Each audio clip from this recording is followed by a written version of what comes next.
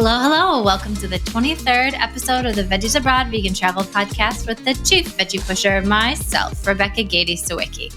Some of you may already be familiar with Veggies Abroad, but for those of you who aren't, we're a full-service vegan travel company that offers custom planning services, small group trips, a helpful blog chock full of just about everything a vegan or veg-curious traveler could possibly need to plan an adventure, and this podcast.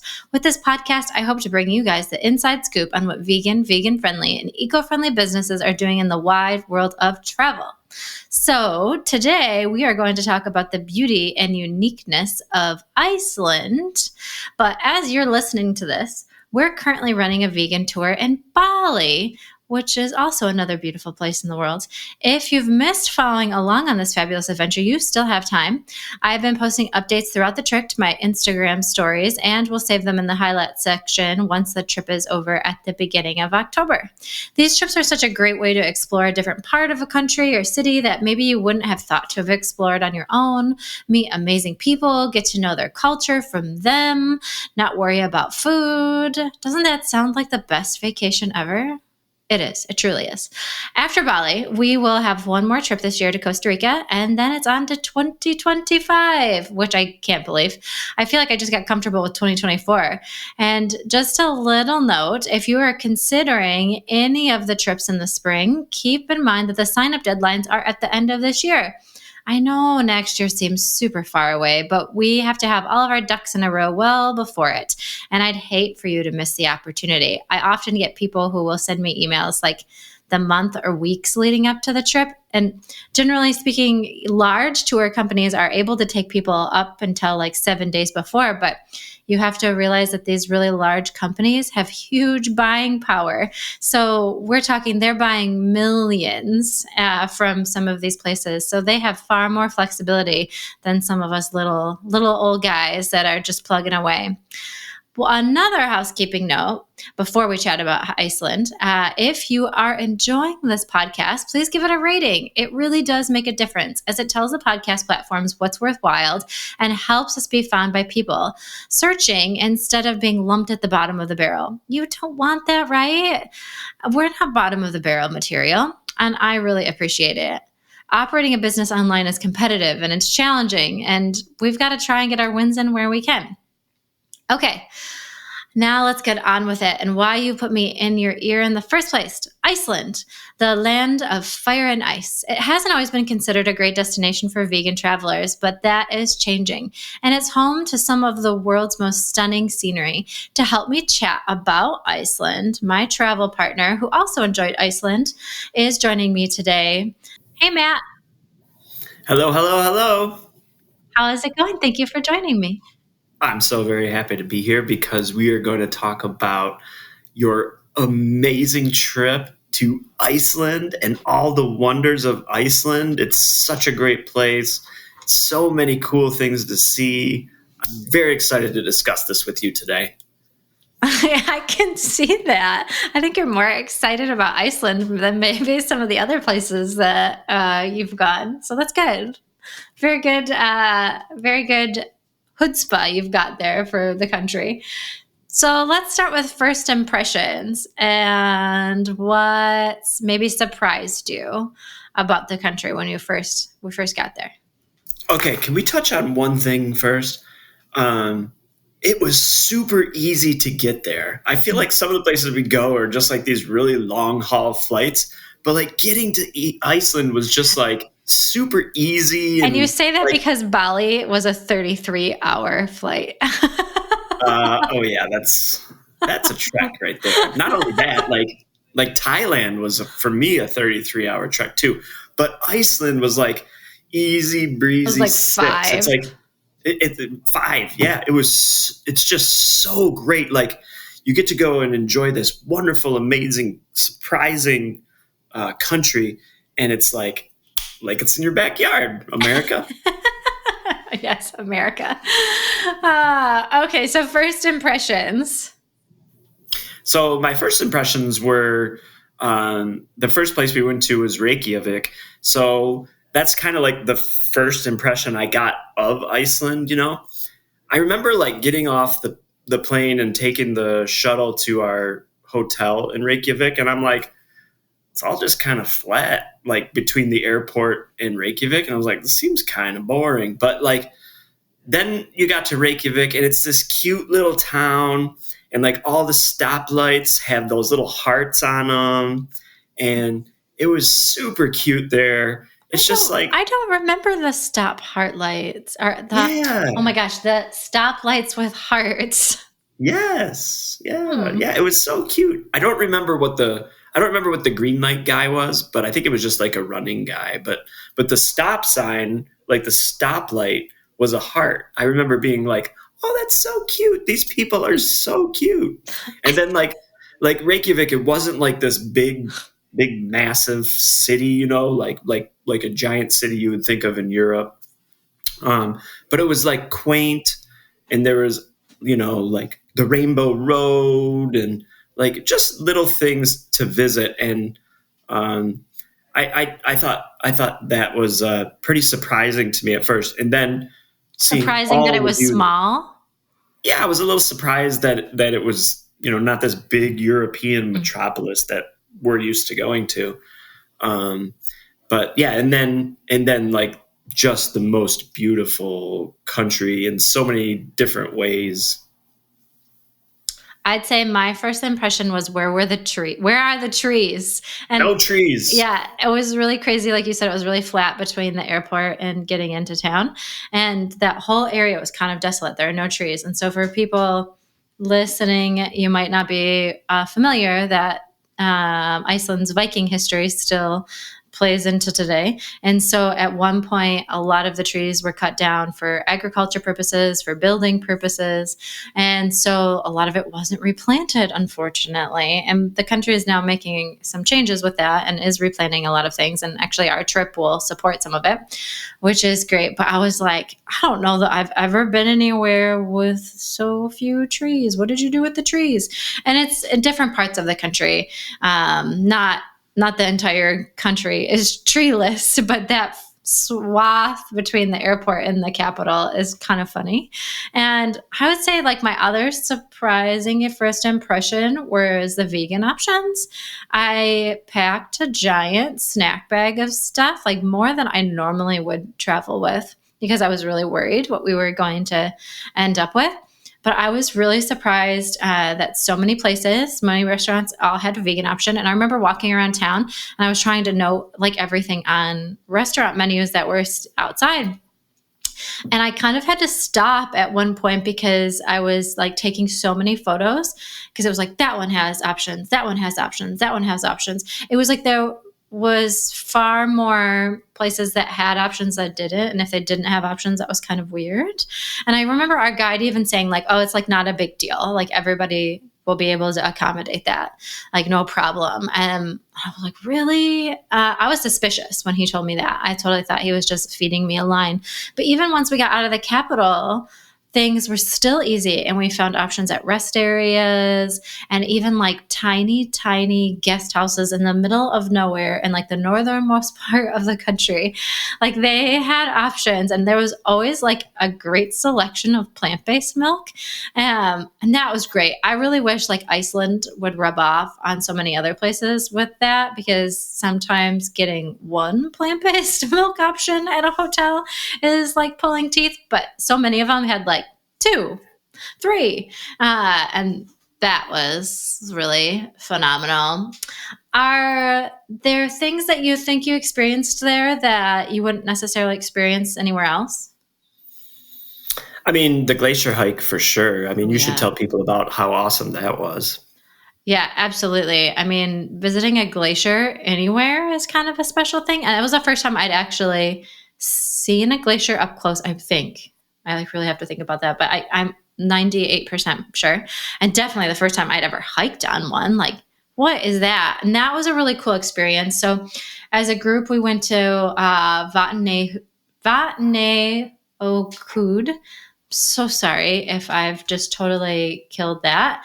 And we got to meet with a cool guide there who's super passionate about conservation, about the environmental impacts, climate change. And so she actually was telling us about the changes that she has seen and how that's affecting other things. And that was super neat. And that glacier is actually the largest in Europe. And there are also ice caves and things around there that you can explore, which is kind of cool. We didn't do any of the ice caves, but the hike was really cool just in and of itself, and to be able to go up on it. And one crazy thing, because she talked about, I remember, like, so as the glacier recedes, icebergs obviously break off and they go into the lagoon. And so while we were there, an iceberg actually did break off, and it sent panic. And I remember she started screaming for us to like run and get up. And then there was like a couple of other people in our group who were like, oh no, I got to get this for Instagram. And it was me and another Australian guy that were like, oh no, we're not dying for this. I don't care if it makes it onto Instagram. And I will never forget that. Like, the entire experience was really neat. Do you remember how loud that was? It was like, you heard it was like a tree was starting to fall. It was like, and then crap, yeah. And then it was just like a big splash. It was like, and like the water, like because that big piece of the iceberg splashed into the water, like the water started coming towards us. And the people, like you were saying, that were close to the water were like, that were doing their Instagram photos, like you were saying, like they had to like, oh shoot, we better run. we better run. It was a little frightening. It was a little frightening, especially because the guide was a little frightened too. Yeah, she did not hide that. She was not fooling around. She wasn't going to try and drag you out of wherever. She was hightailing it out of there. And I mean, in full transparency, like, we laugh about it now, but it is incredibly dangerous because depending on the weight and size of that iceberg that's coming off, it's displacing a lot of water, and that water has got to go somewhere, and you don't want to get hit with it. So that could be really bad, but for us, it was fine. And it was kind of a neat experience to see. That, and some of our best pictures from that trip did come from the glacier hike. I mean, we've got all the gear on. We've got the crampons on. I look crazy. Shoes. I mean, I think we looked pretty awesome. We looked like we were like true glacier heroes, you know? Maybe you did. I definitely look like I came out of a garage sale. Someone stuck me on an iceberg. What else? Like, what are other things that you think you experienced there that you wouldn't have ever experienced anywhere else? Let's see, probably 10,000 waterfalls. There was all kinds of waterfalls there. And I think also the puffins, of course, which I'm sure we have to talk about the puffins. But I mean, there were so many just different experiences there that I think we would have nowhere else in the world. I do remember a quick story too. They were talking about the vegetation. You were talking about the trees and stuff earlier. Mm-hmm. Only 25% of Iceland is covered in vegetation. And they did this big video shoot there, I remember, with Justin Bieber. Do you remember this story? I do, briefly, yes. Yeah, so Justin Bieber was there, like, shooting whatever video it was. A music video, right? Yeah, it was a music video for Justin Bieber. And he was, like, in, like, this field. I remember our guide telling us about this, and it cracked me up because he was, like, in this field, and he was, like, trampling all this native, like, moss vegetation, and they were, like, really upset about it.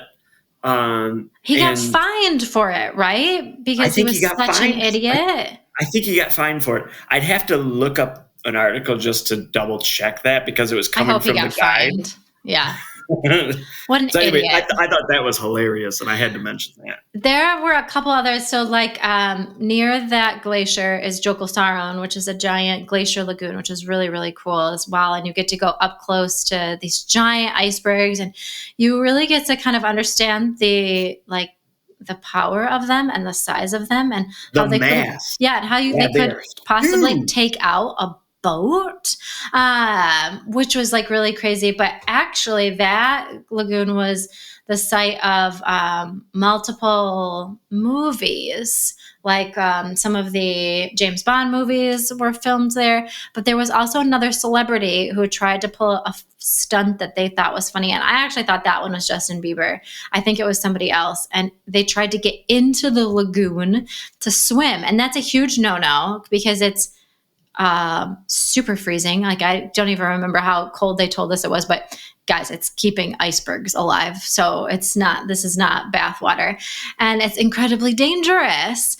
And I wish I could remember who the heck that idiot was that did that. And so they actually tell you before you get into the boat that, like, hey, you're not, like, you could fall in on accident, but like, don't be doing anything stupid. You are not allowed to swim here. And I remember when she said like no swimming, I was like, come on, like, who the heck is really going to swim in here?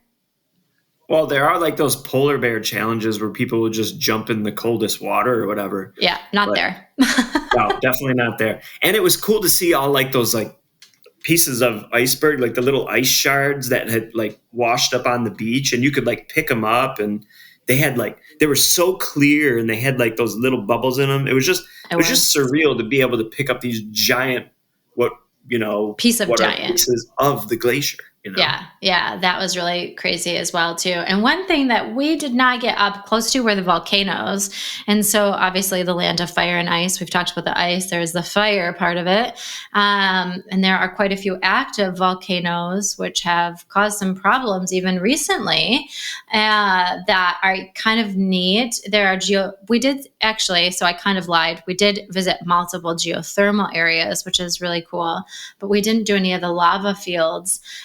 That is kind of a neat thing to do that I don't think you can do in too many places around the world, or at least to have that kind of juxtaposition of like the glacier and then the volcano part of it. And the geothermal areas, those were neat because they were otherworldly. And we visited one in the northern part of the country, and it was like Mars. It was like what I would think Mars would look like.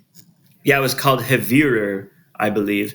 And it's like sulfur pouring out of the earth, so it's kind of stinky. Do you remember it being real stinky like that? A little sulfur bit, smell? A little bit.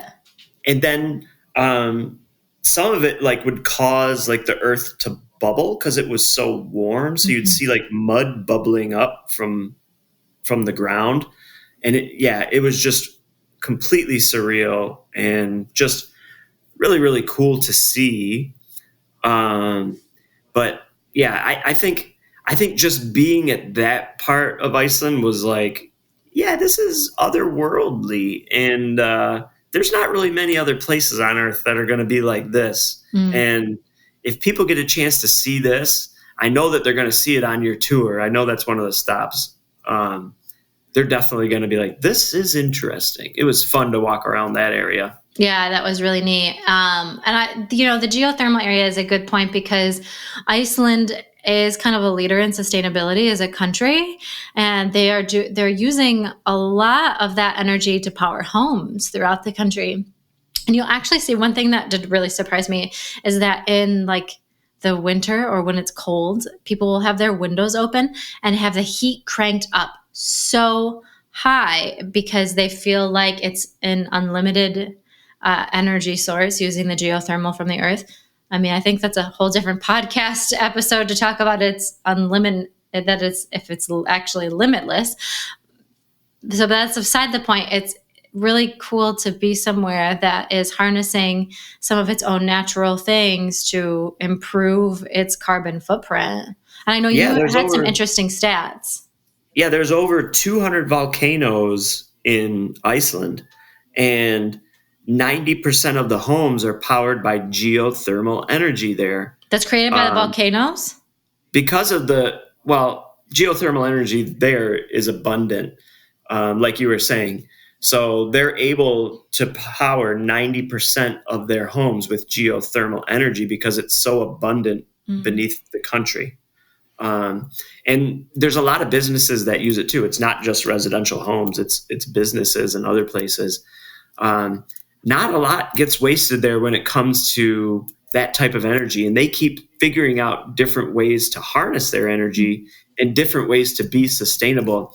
I remember watching a documentary. I can't remember what it was about, but they were talking about how they were trying to build like these carbon capturing devices there. Yes, Remember that? I do. Yeah, it was on Netflix. Yeah, and they were sending these giant. It might have been Zac Efron. Sorry, people. It might Anyway, be. yeah, it might. But they were taking like these giant carbon like cores, I guess you'd call them, almost like, and they were shoving them down into the earth to store them. Yeah, to store the carbon, right? They were like capturing Yes. it, and then yes. Capturing it and storing it. But I think I remember them saying they were trying to figure out how to scale it. But it was like these big like not wind things, but these big turbine looking things that would like capture the carbon from the air and suck it in and turn it into like it was a material that they could shoot into the earth. Yes, it was turning it into some kind of ash, and I think they were able to utilize some of that ash as well too. You know, and actually, another interesting thing that we didn't see firsthand, but we learned about it there, is that the heat from the earth is so hot that they can actually, in some areas, bake bread. And you know, I saw this actually online that they literally did. They buried it, and it was a special kind of bread, and that might be like an Icelandic tradition, actually, now that I say that. And that was also like a really interesting thing to be like, oh my gosh, it's that hot that you would be able to make that with it. Yeah, a friend of mine went there a couple of months ago, and he actually had some of that bread. He did report back, it is not vegan. Oh, no. Yeah, and they serve it with... It's bread. Yeah, I know. And they serve it with like a butter, like a local butter, and some type of smoked fish and egg or something like that. God bless it. So I was thinking the bread there's egg in the bread, I think. Oh, come on. Oh, yeah. Iceland. I know, completely not vegan. But I would think like they could figure out a way to make that vegan. Like they should. It's basically like a soda bread. You're cooking it in a Dutch oven, and you're burying it in the earth, and it's cooking from the geothermal energy from the earth, from the heat. But I feel like this is going to be my next thing to have to bug somebody about. Now they're not going to be happy that you've told me now that it's not vegan, and now I'm going to be pushing for vegan bread options from the earth. Yeah, maybe you can be the first. Maybe you can have the first trip to try their like local vegan bread from the earth. Yeah, veganized. Well, that is a good segue of the sustainability and the bread, because of the country's focus on sustainability, there are more plant-based options all over country. Iceland, like other countries around the world, like Denmark and South Korea, have realized that, hey, what we eat does impact our carbon footprint. So it's not uncommon, like I mentioned at the beginning, to find vegan options on menus, and to find, like, I was surprised that Reykjavik isn't that large, but there were a good amount of vegan and vegetarian, like fully vegan and vegetarian restaurants for a town that small. Which was really great. And I mean, we found them at rest areas. There was one rest area where there was a vegan chicken and cheese sandwich. There was a burrito. There was a burger. I found vegan chocolate covered almonds. All of this at a gas station, guys. Like, that's crazy. You go to a gas, even if you went to a gas station in LA here, I don't think you're finding a vegan chicken and cheese sandwich or a vegan burger. So that is really neat. And I hope that progress keeps, moving in that direction. And let's see, and even in small towns, I was surprised. So we went to our trip followed the Ring Road, which is kind of the iconic, famous road that's almost 1,000 miles. It's like 828 that circles the entire island of the country. And so we started in the largest, and we went probably to some of the smallest little towns. And the capital of the north, called Akureyri, they had some pretty good options. There wasn't a fully vegan place, but one thing that is popular in the country are hot dogs. So traditionally, hot dogs became popular because they're cheap and convenient. And so it became like, you'll find these hot dog carts and stands like all over, because people would grab one like after work or after school. And so I remember looking at them in Reykjavik, but we didn't find a vegan one at the one place that was open. But in Akureyri, there was a really cool place that did have vegan hot dogs. And I remember you got one with a charcoal bun, of all things. That was really neat. And I was bummed because they didn't have a gluten-free option. annoying, stupid gluten. But that was like neat. And I thought, wow, all right, this isn't so bad. I didn't need that giant bag of snacks. Yeah, my vegan hot dog was great. I think that place was called Pilsuvagnin Akureyri. You're correct. Yes, I wasn't. Yeah. I was intimidated by the word. That's a tough one. But the vegan dog was really delicious. And remember, the only reason we knew is because they had it on that sign. So Yeah, like awesome restaurants, you're listening, always display that, don't hide it, because I'm always looking. I'm looking at every dumb menu that I pass to see what is on there. And so that's the only way we knew that. And then a couple other like favorite stops that I really enjoyed in Reykjavik. There's a place called World Peace Vegan. It's an Asian restaurant, and that was super tasty. And there is another place. It's kind of like, it looks like it's in a house, and it's the upstairs part of it is their little dining area cafe. It's kind of tiny. It's called Mama Reykjavik, and we had a really great curry there. And then there's a vegetarian, but when we were there, it seemed like it was all vegan. So maybe it is 100% vegan. Cat cafe called Kata Cafe Hus. And that place was so great. It was a cute pink place, like great wallpaper. It was super photogenic, super sweet kitties. There's actually an outside kitty. So Reykjavik has a reputation also for being a cat town. And it is because until 1984, cats weren't allowed. And then they started letting them in, and people became like really attached, like, oh, cats, cool. Cats are great. I agree. And so lots of people have cats around the country, and a lot of them are indoor, outdoor cats. And so you'll be walking down the street and like, there's a cute kitty. And so I remember as we were going into that cat cafe, there was another outside cat who was like determined to get into this cafe to meet all the other cats. And they were like, no, you can't I don't know what his name was, Charlie. And, but that place was cute. And the waffles were great. We had waffles, great latte, waffles, and something else. Yeah, 2 thumbs way up for those places. Yeah, I definitely really liked Mama Reykjavik. But the other one that you didn't mention that I really liked, maybe it's because I was just famished, but famished. Yeah, I was really hungry, but chickpea I thought was really good. They had really great falafel there, and I'm having trouble remembering the name. It was the first day we were there. It was a cafe, and I got a muffin there. Yes, I did. I was looking back through my photos, and I had oatmeal. You had like a muffin and a scone. It was freshly baked. Yeah, it was so delicious. Yeah, and they do a really great job. And that's a little place, and it's, like saying off the beaten path is kind of funny in a town that's not super, super giant, but it isn't like on the main thoroughfares of town. So you do have to like know where you're headed. And the same with chickpea. That is just a little bit off of like the beaten path where you normally are wandering through town. And that place is also near like a giant supermarket. I'm trying to think if there were some other things too, but I think what made their bowls really great, or at least I really liked, they put pomegranate seeds in them. Oh, the pomegranates. Yes, 2 thumbs up. Yeah. The other cool thing, it's not really food, but what I thought was pretty cool about Reykjavik is the architecture seemed pretty unique there.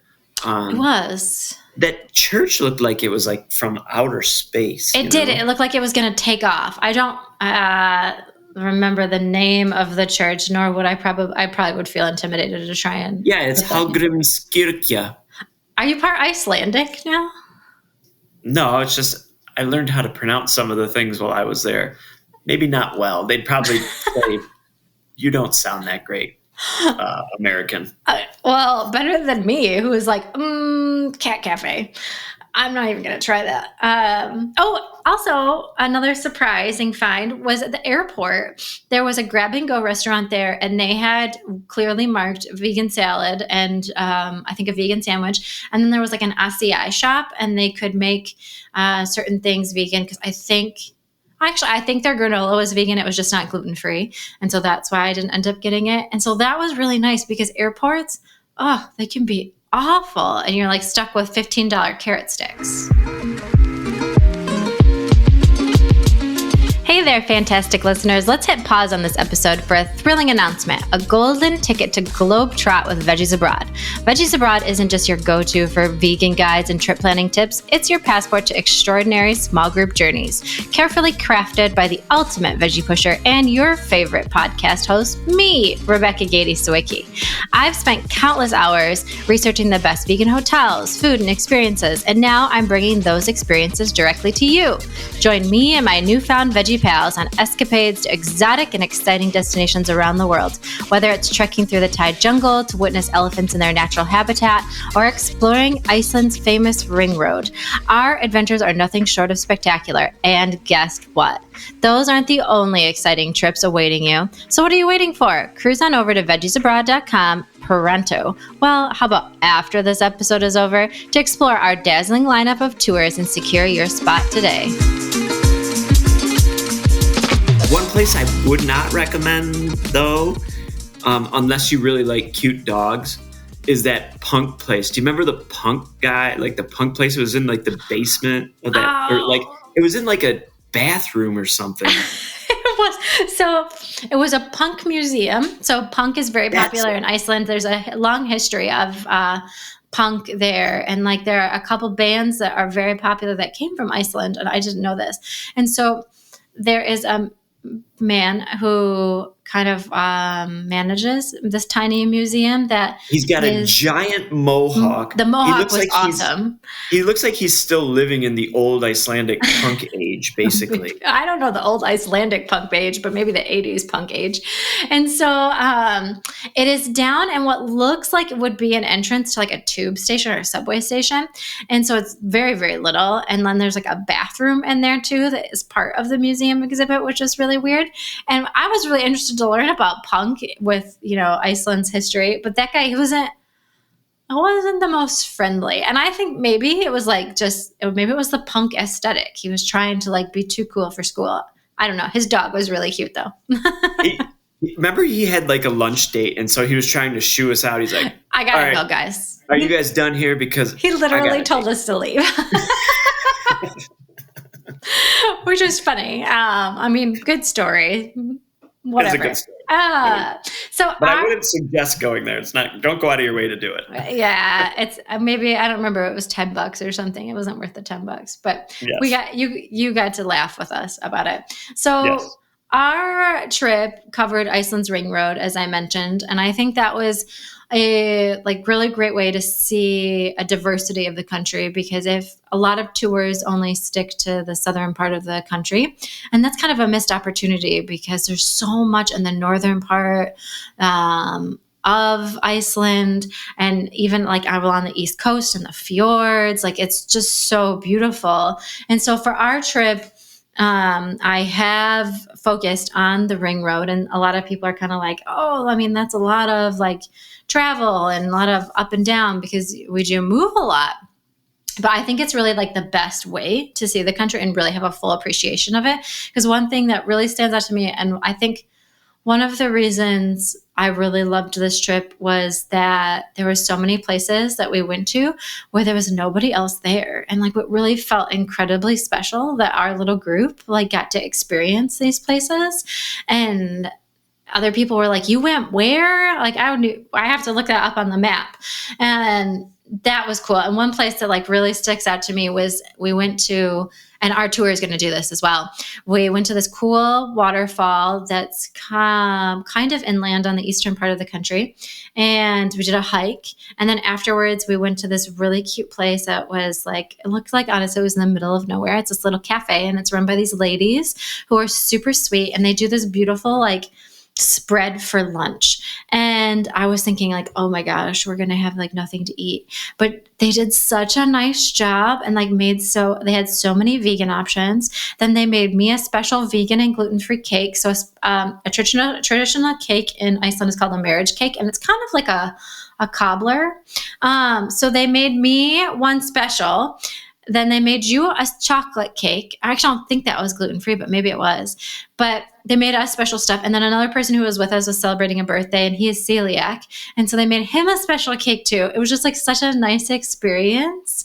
And so I really look forward to recreating that for our group when we go, because it's one of those places that, like, unless you're with a local, you have no idea that it's there. You have no idea that it's vegan friendly. And I think that's like such a really great way, was such a great part of traveling like this, because you get this experience that is probably not in a guidebook. It's online because it's on my website, but it's like not somewhere that you would traditionally go. And that just like, that's like the best experience, I think, for me with travel. It was a buffet, wasn't it, at that place? It was. I hesitate to call it a buffet because it was just so nice, and it wasn't like a wedding buffet. Like it was like we were welcomed into their home, and she had like her full dining room table set up with like all these little things, and they were bringing out new things. It was really cute. It was really special. I have a really actually pretty picture of everything. And the husband was the cook, wasn't he? I don't remember a husband. I just remember two wonderful ladies, but maybe there was a husband back in the kitchen working where he should be. Yeah, because he came out. It was a husband and wife that owned that place, and the husband was the cook. Oh. And I remember her like pointing out everything that was vegan to us. Mm-hmm. And you're right. That buffet table it was really cute. It was like you'd go to somebody's like dinner, basically, if they were spreading out a buffet at a dinner party. It was really special. Quaint. And we all sat together, like the whole group that we were with, and it was just a really nice meal. Yeah. And actually, I didn't say this from the onset, but this Iceland trip was the first trip we'd ever done as a group tour. And I was really hesitant to do it because we generally always traveled on our own. I always planned everything, and I wasn't completely sold on Iceland, but you really were interested in the country. And so we're like, okay, let's do it. Like, this is going to be the easiest way to do this, and like easiest way, because I also didn't want to drive the ring road ourselves, which actually I will get to why that's not a great idea to do yourself unless you are Icelandic. But I really fell in love with like group travel with that, because we had such a fantastic group of people who came from Australia, the US, and maybe it was just Australia and the US, and yeah.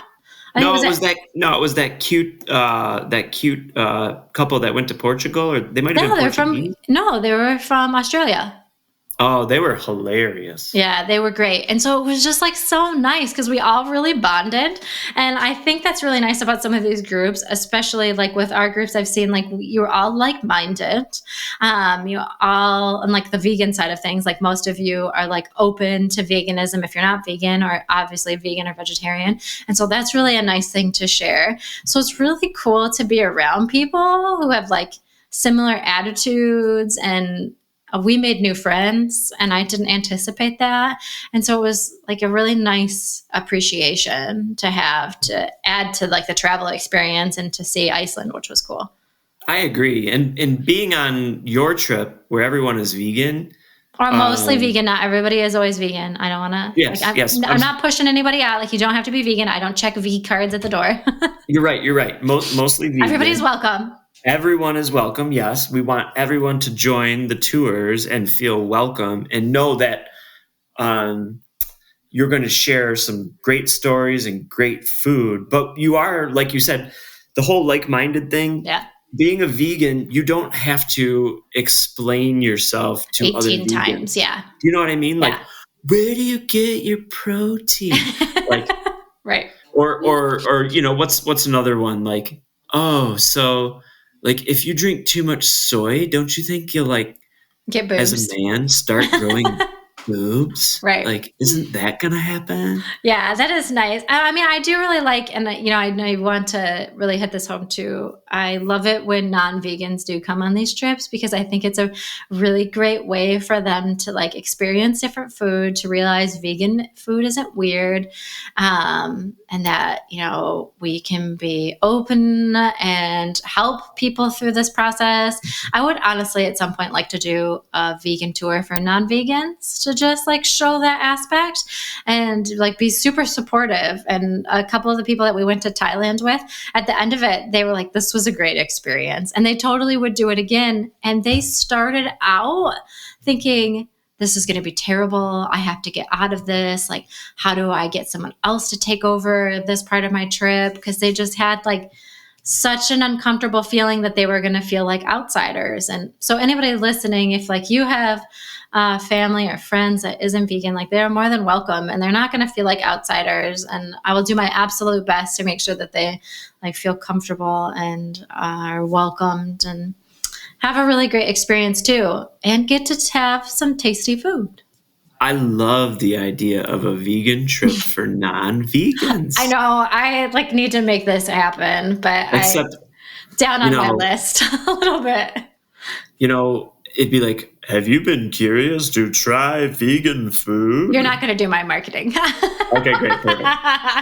So, hey, look, okay. What? We got to talk about the puffins, okay? Oh, yes, the puffins.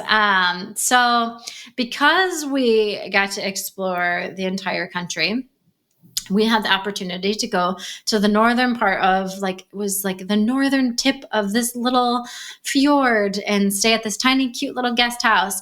And near there is an area where puffins nest. And oh, the puffins. They are so cute, little chubby guys. So yeah, and so we got there.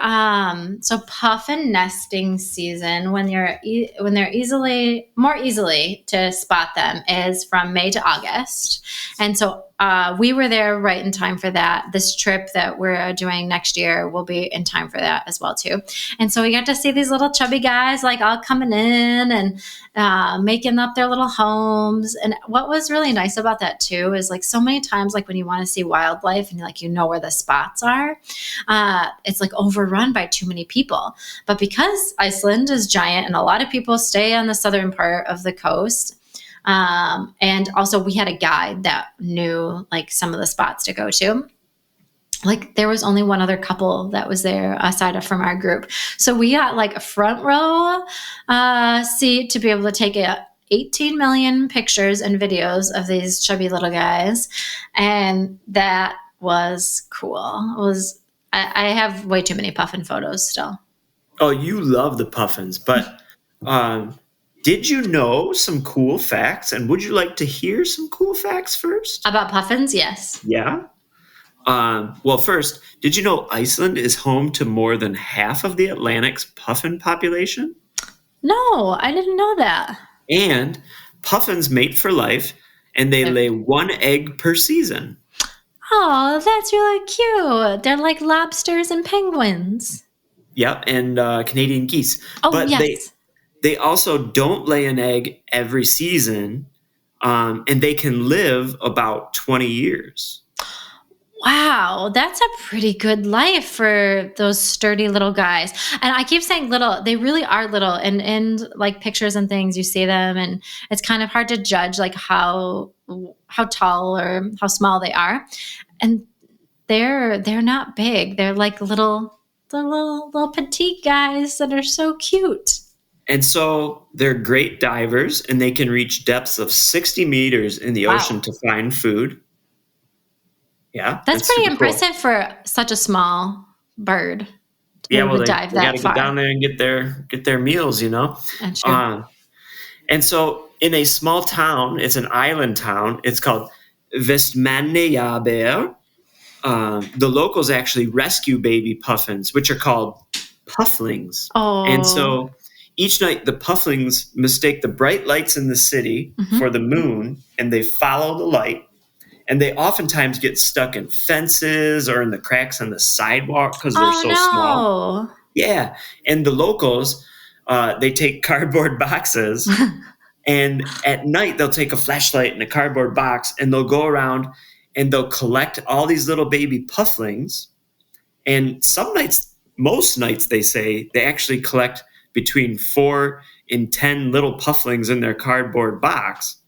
And then they hold them till the next day because it's not safe to put them back out because they'll probably just wander back away from their nests again. Yeah. So they hold them overnight, and then this sounds cruel, but it's really not cruel because they say that they're actually saving this puffin population on these in this area. They take the box of puffins and then they walk to the cliff, and then like the cliff at the edge of town, and then they throw the pufflings in the air and into the water because once the puffin sees the water, then it figures out how to fly. It needs to see the sea in order to fly. Oh my God, that sounds kind of like a fairy tale. That's crazy. I know, it's crazy. But could you imagine walking around and seeing like these little cute little baby pufflings and like being like, well, I'm going to pick you up and then put you in a cardboard box and take you home? I mean, that sounds cute, but I feel like I have to put a disclaimer on this that please, if you're listening, we do not touch wildlife, and I do not condone touching wildlife, nor is it allowed on any of our tours.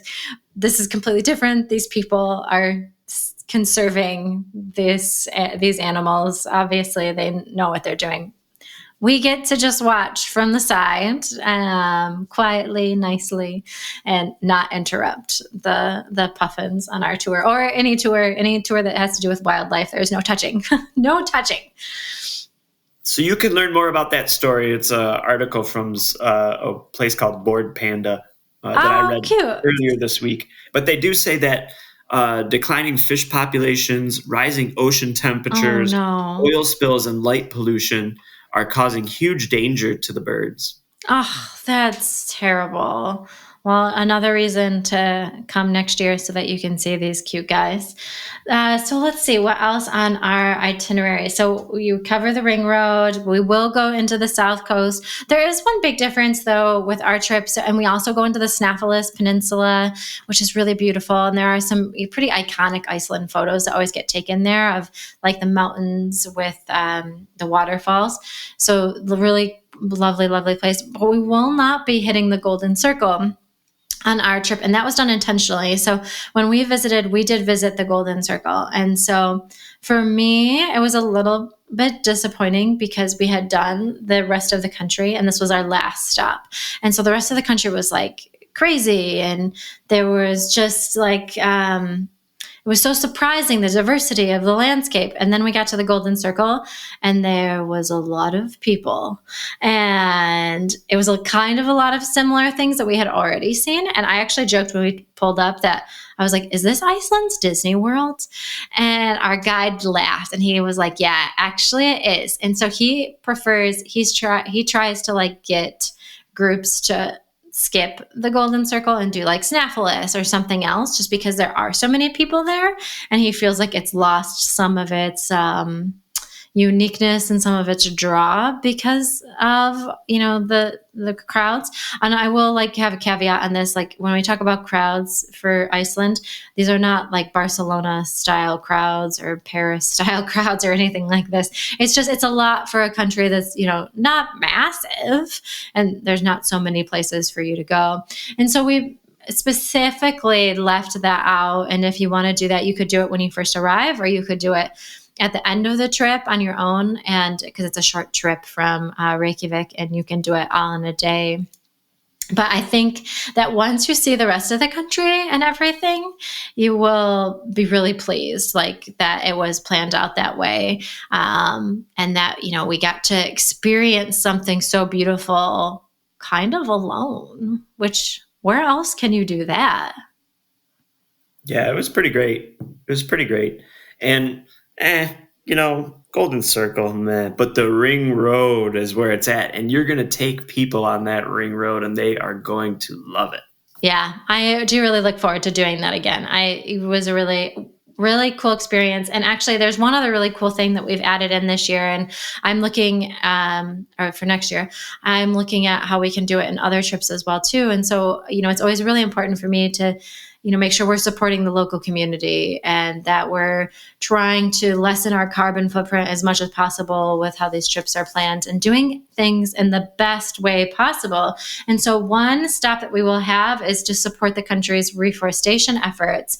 There is a valley on the south coast called Huvessulur, and we will help plant trees. So the owners of this property have a tree planting project throughout this area, and they encourage people to come and support it as well, so that they can help move Iceland into a better tree populated area, because as I already mentioned, that was kind of a shocking thing to see that so many trees had disappeared. And so I'm looking for more projects and things that we can get involved in as a group too, so that we can support these places and kind of bring it full circle. And I think that's like a super important part of tourism, moving forward, that we have to remember that we're visitors of these places. We need to be respectful, and that travel can really be a force for good and can be really supportive in so many ways. And we want to make sure we err on that side and not on the side that upsets communities, that takes away resources that are unnecessarily being taken away and is not being respectful. So that is something that, I really want to touch on. And I hope people appreciate that we get to do. Well said. Are there other things that you thought were really cool that you think people should know about? I mean, I know you're going to have a local guide on your trip. Yes. But shout out to our local guide. When we were driving up that mountain and all of a sudden... Oh my gosh, we forgot about this. Yes, we didn't even talk about the weather in Iceland. Yeah, we have to talk about the weather. I don't think it ever got warmer than like 60 degrees there. Oh, Fahrenheit. I think 50 is pushing it. Yeah, 50. I'm sorry, 60 is pushing it. I think the warmest we got was in the capital, which might have been 55. And so that's the weather, about 10 Celsius. Yeah. Yeah, but the weather can just change like in an instant. Yeah. And so we're driving up this mountain. It's kind of a twisty road. And we're in the northern part of the country. Yes, in the northern part of the country, which, by the way, is only 25 miles from the Arctic Circle. So that's just to give you an idea of how close it is to the cold place, The cold place. We're in the cold place. And actually, wait, to set the stage. So when we went to bed this night, so we get to the northern part of the country, and it's like there's no snow. It was sunny. It was stable. It was totally fine. And we go to bed, and we're like, okay, see y'all in the morning. And then the morning comes. Yep. And so we leave the hotel. And so we're driving to our next destination. And it's a it's a 2-lane road, one going one way and one going the other way. Is that a 1-lane or a 2-lane? What do they call that? I don't know, but you missed an important part of this. We wake up and there's a blizzard. I'm getting to that part. You needed to we woke up and there was a blizzard. Not that we got on the road and there was a blizzard. No, I don't think the blizzard happened until we started driving up the hill. Oh, okay. I don't remember now, but there was a blizzard. Okay. Anyway. So we're driving up this big hill and this windy road. And then all of a sudden, the blizzard just starts happening and snow is coming down so much that you can't see 3 feet in front of you. It is whiteout conditions. And our driver they didn't have their snow tires. Because they had just changed over for the season because it was coming into summer. Mm-hmm. And so he starts driving up this mountain. And then he's like, I don't think we're going to do this today. He's like, we're going to have to go a different way.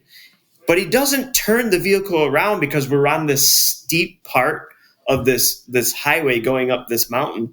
Mm-hmm. And so he just puts our 8-passenger van in reverse without being able to see behind him except for the side mirrors that he has on this 1-lane road. And he just starts driving for 2 miles backwards down the mountain in the snow, in the crazy blizzard. He doesn't get stuck.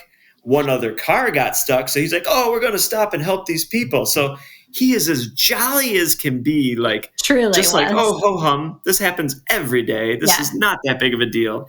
And then he warns the people to turn around because they were probably tourists. Yeah. And it was so shout out to the local guides. You should, if you go on a trip anywhere, I know that Veggies Abroad always uses local guides, but if you go on a trip, you need a local guide because they know the area. Yeah, especially in And you're Iceland supporting, yeah, especially in Iceland, and you're supporting the community, and and the local you may economy. have Yeah. may have a wild experience like we did, where we got to drive backwards and grip our seats with white knuckles Yeah. for 2 miles. And he never lost his cool. He stayed like as cool as a cucumber. He was Never like, flinched. guys, it's totally fine. Like I'm from like, this is my place. Like I've totally done this before. This is a normal Monday.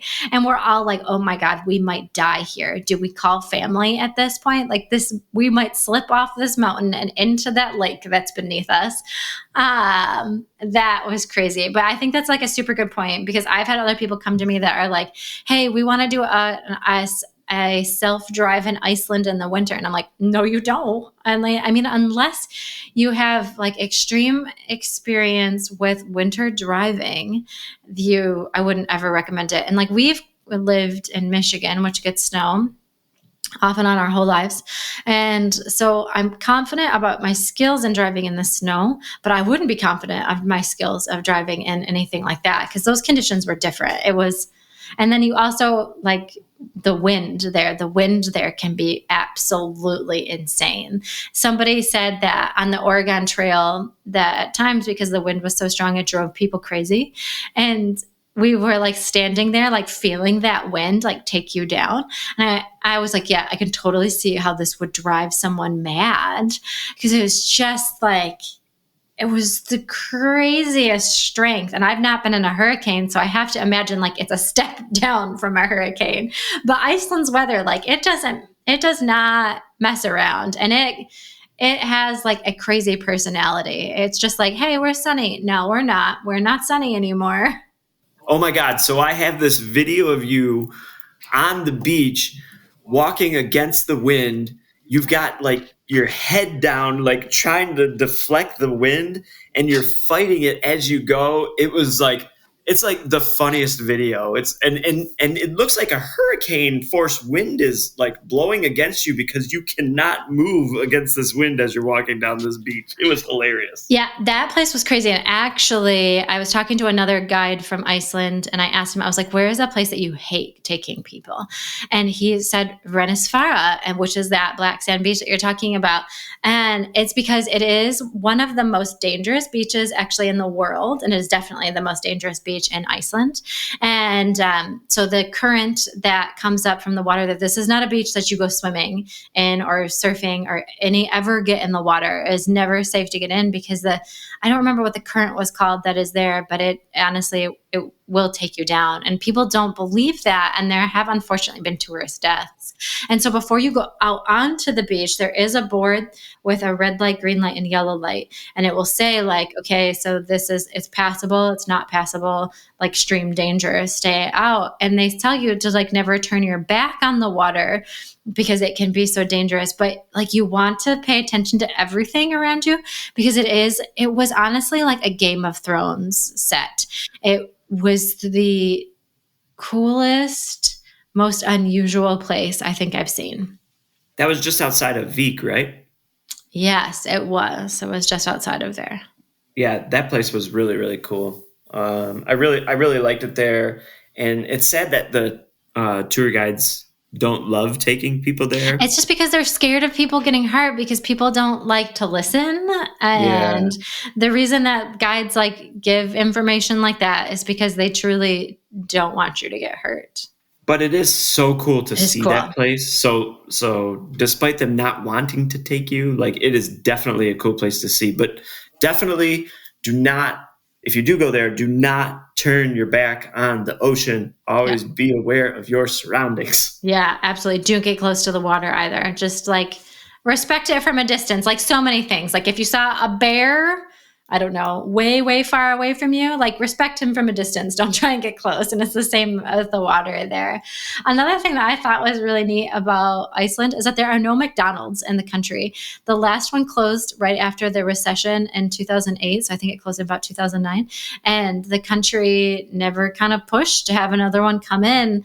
And instead there was far more of a focus at that point than to help small businesses and to have more of a local dining experience and to focus on things that they kind of grow and prize there. There's actually a tomato and cucumber farm not too far from the Golden Circle. I think it's called Freude House or something along those lines. And so a lot of the things that they make are made with all the produce that is there, including like a ton of tomato-based dishes. And when we were there, it wasn't super vegan friendly, but that has changed, which is great. And so they have like vegan options for every meal, including desserts. And so that's like a really neat, I think, transition. And hopefully like that plays in with like the sustainability focus too of the country, of like moving away from some of these giant, companies, fast food chains. Obviously they produce a lot of waste. They're not great. And having a more local dining experience. The Icelandic people are really innovative. They don't need McDonald's. McDonald's is garbage and they know it. So it is, yes. But it was neat because I don't think I've ever been anywhere where there's no McDonald's. I mean, I feel like we've been to some interesting places and I always like kind of makes me chuckle that I was like, God bless it, McDonald's made it over here too. Like you guys, you don't sleep on much, do you? All right, so let's see. Last thoughts about Iceland as we kind of wrap this up. Well, let me ask you a quick question. What dates are your tour anyway? Well, that was going to be part of my wrap up. So the dates for our tour are May 11th to 19th of next year. It's 9 days. And the deadline to sign up is December 16th of this year of 2024. And all of the breakfast and all of the dinners for the trip are included. Lunch would be on your own because we are moving a lot. And so we'll have a couple opportunities for like cute sit down special lunches, but otherwise it will be more about on the move kind of activities. And yes. Do people have a deadline to sign up? Yes, December 16th is the deadline. If you're solo and would like help finding a roommate, just reach out to me. I have been able to play matchmaker with a lot of folks recently, and I would be happy to help you with that as well too. And if you have questions about like this trip or even Iceland in general, please feel free to reach out. So if like say the trip dates don't work for you or something, I can help you one-on-one with an itinerary for you to go on your own, but it definitely won't be the same as going with our group. Okay, so the last thing that I want to leave you all with is like a cute thing to think about with Iceland and something you can look forward to seeing if you go, is that many Icelanders believe in the existence of elves, known as huldufolk, which means hidden people. The belief is so ingrained that some road construction projects have been altered to avoid disturbing elf habitats. And this comes from Norse mythology. There's actually an Icelandic elf school in Reykjavik that you can visit, and I didn't have an opportunity to, so I definitely will next May go and visit it.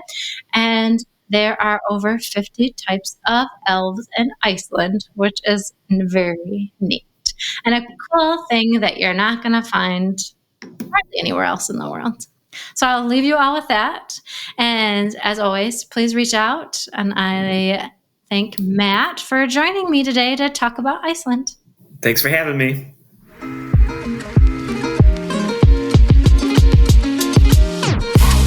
Thank you so much for tuning in. I hope you enjoyed this episode as much as I did. If you did, please consider subscribing and leaving a review. If you'd also like to learn more about upcoming Veggies Abroad tours or get additional travel help, visit veggiesabroad.com and also join our newsletter. It's the best way to stay up to date with loads of new content, like where to find gorgeous vegan hotels, what to eat in cities around the world, trip planning tips, and so much more. Well, that's all I've got for now. Until next time.